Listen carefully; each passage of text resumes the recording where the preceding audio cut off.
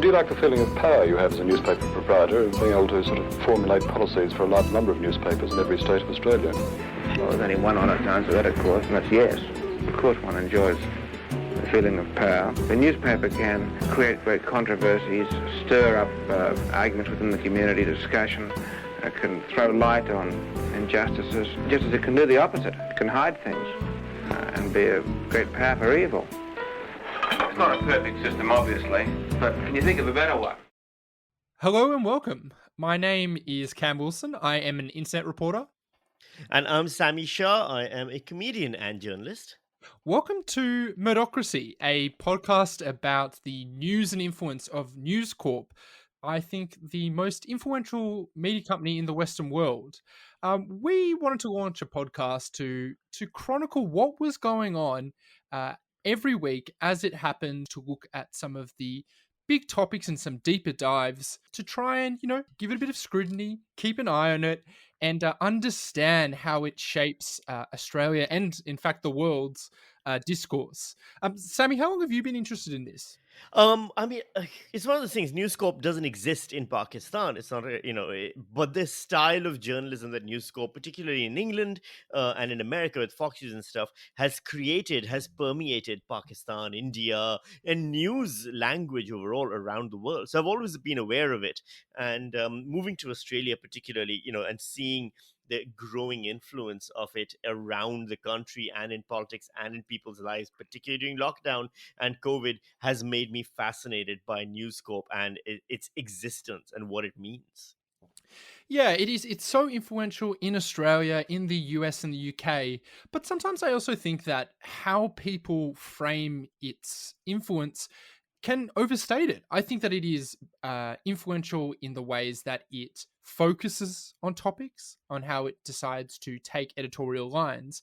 But sometimes people, I think, take it a bit too far and make it out to be, this evil empire. Whereas I think the truth is somewhere really, in the middle. So I've kind of been interested in it for a while. I'm an internet reporter, but really I came to internet reporting because I liked understanding the different forces that are shaping the information that all of us get.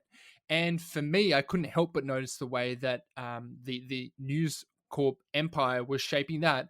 And that interest led me to look at how it was working online with things like Sky News Australia, but also its influence offline on, the topics that we discuss every day, our politics, how each of us, interact with each other. So, that's why I've been so interested in it. And that's why I thought we could take a closer look at it.